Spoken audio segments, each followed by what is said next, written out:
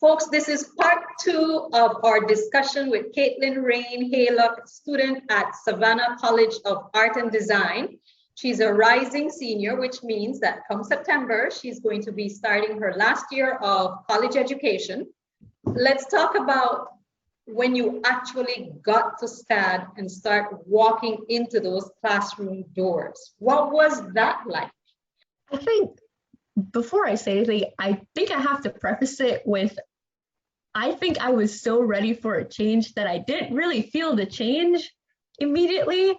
It was kind of, got accepted, we're going to college, this is actually happening. I think that excitement kept me going for a while and kept the momentum. So walking into the classroom, it was Anderson Hall, very first class, drawing one. Never took a drawing class in my life. Again, my greatest piece of work was stick people at that time. I think walking into that building, I wasn't as intimidated as I should have been, especially coming from an academic background. It was like, I expected to be, you would think I would be fish out of water, but I walked in and I felt at home. The first grade, was it an encouraging experience? Your first interaction, feedback from a professor, what was that like? I had never been through an art critique before, so sitting around and having everybody's work up on the wall was very, very intimidating. I think at that point, the excitement had died down and I realized I'm around people who've been doing this since they popped out the wound and I have not. So there was definitely that drastic skill difference. But my very first class, one of them was drawing one, and I'll never forget Professor Howard, angel, godsend. I think her encouragement helped me in not only her class, but my other design class, because my other design class, it took some time to get the grade in for that class. College professors can be strict, but again, at that level, foundation courses, I think professors realize when there's potential and when a student has the right motivation to improve and get things done.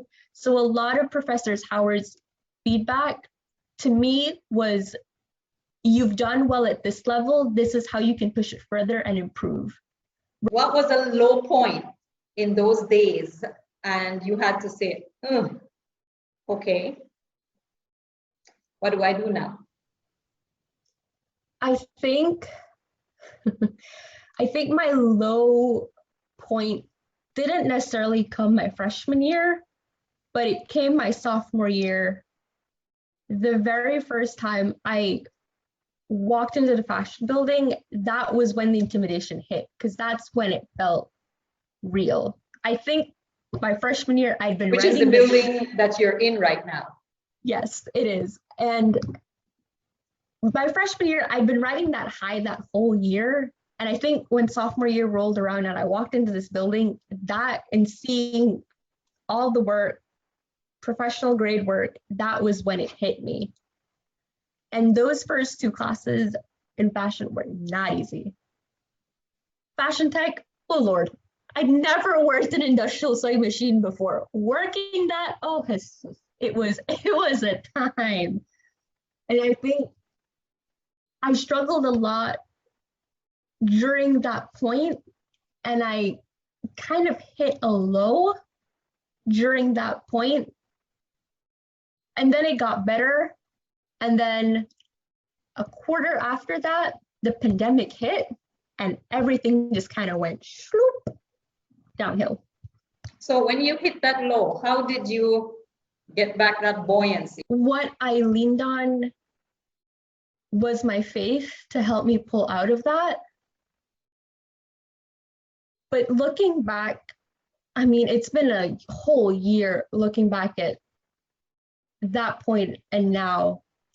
And I think, speaking from experience now, what I had to do was learn that it was okay to kind of sit in that low for a bit and understand that that was a part of the process and that I couldn't just snap back with a flick of my fingers, because the world wasn't snapping back. life wasn't snapping back. Things were crashing down left, right, and center. I was practically stranded in the US because Belize had closed their borders at that point. I had nowhere to go. My friends had all left for home. I was in this dorm room in these four walls. There was no sense of community. It was everything that I had grown to love my freshman year and that first quarter had crashed all around me. And I think what I ended up doing was trying to push past it too quickly instead of realizing that it's okay to sit in that low as long as you don't stay there. You said you had a challenge with the industrial machines. Let's look at that. How did that work out when you actually had to present clothing that you had made? I asked the sewing tech for a lot of help. Because one thing that SCAD does with their fashion classes, especially the construction classes, is that not only do you have the professor there, but you also have the sewing tech present in the classroom to help. Melissa was my best friend. I would ask Melissa for tips on how to use this machine all the time. And realizing that it was okay to ask for that help and helped me to move forward. I videotaped all of the demos that Professor Martinelli had done that first construction class, rewatched them countless of times. I went back into the building on Fridays, Saturdays, Sundays, just to be able to catch up with what was happening because I was behind in that class. A lot of the work that I did, I had to put in overtime to be able to catch up to that. But looking at that, and that extra work that I had to put in, that was what helped me create those first 3 garments that I did. Knowing that I had room to keep improving and knowing that I really wasn't competing against anybody else but myself helped relax me a lot in terms of, this is what you did right now. Push for this next time and go past this. Don't go past anybody else. Go past what you've done before. That sounds like a lot of perseverance and a lot of just steel gut saying, you know, I'm just going to survive this and I'm going to learn as much as I can. And I'll ask for help when I need help. Tell us how that helped you springboard into when you were locked away in your little dorm cell, prison cell, and having to produce and work and be pretty much all alone. It wasn't easy, especially because, again, construction is not my strongest point in fashion. That fall, I took an intro to sketching class, and then I took a draping class. The draping class was difficult because it's a construction class, the professor's not there, the sewing tech's not there. And so I did a lot of what I did that fall sophomore year was rewatch Zoom recordings to no end. And pausing and repeating and pausing and repeating and just trying to do it point for point as what the professor was doing to try to replicate it on my dress form and doing it all over. And that helped a lot. And I took the lessons from that and I said, okay, we're just going to move forward from here because the only place I can go is up. I can't go down. You're talking about construction not there for you, drawing being your first time, and then you have a scholarship with a grade point that you have to maintain. And then you're probably thinking, oh, am I going to let mommy and daddy down? This is a huge investment. Where did all of that factor in? It was very stressful because I'd come from a straight A background. And so I was already used to that being the normal, which is funny because I was also trying to break away from that and understand that it was okay to take a B in college. So it was a very weird dynamic going between, you're not a failure if you get a B. It just means that you've put in the work and you've gotten it done. Now there's room for improvement going forward. I knew that it was a huge investment on my parents' part. So it was like, I don't want to let anybody down and I don't want to fail because then I would feel bad and I would be like, we're wasting all this money. And so I woke up every day kind of really stressed out because I wanted to succeed and I didn't want to let anybody down. But after a while, I started realizing that I'm only putting more pressure on myself, unnecessarily so. And so what I started doing was sitting down and saying, as long as I am proud and I am happy and satisfied with the work that I'm putting in, then nothing else matters. Now, Katie, you're heading into senior year. Yep. What's your thought for this year? How are you approaching this year? This is the year when the grand project is due. This is the year when you decide, what do I do after? To be completely honest, I don't know what's beyond this. And I've spent the past year going back and forth between it. If I had a dime for the amount of times I've asked this question, I'd be able to pay off student debts right now. I don't know. And it's kind of scary to think about it because I've always been somebody who knew what was coming next. I did standard 5 and I transferred and I said, I'm going to graduate at the top of my class. And I did just that. And then I was like, I'm going to go to high school and I'm going to make sure I don't have to sit a single exam. And I did just that. And I told myself I'd become valedictorian and I'd walk across that stage and give that speech. And I did just that. And I knew after that I'd go to SCAD and I'd go to art school and I'd do what I wanted to do and find who I was and find that passion of creating. And I did just that. And I'm at a point now where I've done all of that and I don't know what's next. And so walking into senior year, this summer, I'll be working on 3 different concept books for 3 different senior collection ideas, design, ideating, basically what I did this previous concept class I took this spring. And then by midpoint, I'll sit down with my professor and we'll decide which one we're going to run with as a final collection. A youngster looks at you and said, okay, I'm 2 years behind you.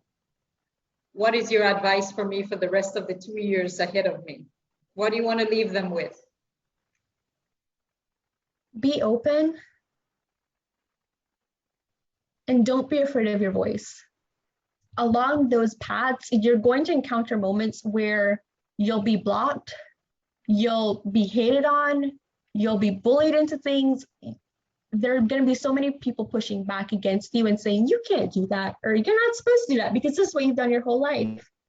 Don't be afraid of using your voice and saying, no, I want to go further. Oh, I want this. And this is what my story is. And I want to share my story as authentically as possible. There's no fashion industry in Belize. So when you decided to go down that path, did that factor into your thoughts any? And does that factor into your mindset at this point any? When I first started fashion, I was still so green to everything because there's only so much you can cover in one-on-one classes. And I genuinely, when I first saw fashion, I saw myself, I'll be the next Michael Kors or I'll be the next Coco Chanel. When the pandemic hit, it started to put things into perspective for me. And I started realizing that there's more than one way to live my life. As much as I wanted the spotlight like that when I was younger, I don't want it now. I find thinking I'm going to be content with the small, successful life. And my successes isn't determined by the spotlight. And looking like there's no fashion industry back home. Yeah, it's kind of scary knowing that you invested so much in a degree and then you might end up going back to a place where there's no foundation for that. But if that's where I end up again, it's only part of the journey. It's not the full stop. That's where we can find Kaitlynne and Kaitlynne's designs. So I am on Instagram. My professional Instagram is by.KaitlynneRain. That's where you can keep up with all things art. I also have a website at KaitlynneRain.com where I post my strongest portfolio pieces on there. So you can keep up to me on there. My resume is linked on my website. You can contact me on my website. It's all linked on my website. So KaitlynneRain.com. Thanks for joining us. Adulting, college, career building. Dream big, go after it, open mind. Don't be afraid to fail. Don't be afraid of the lows. Ride the good ride, and you will come out on the other side. What's on the other side? We'll find out. Gotta live it to find out. Bye-bye.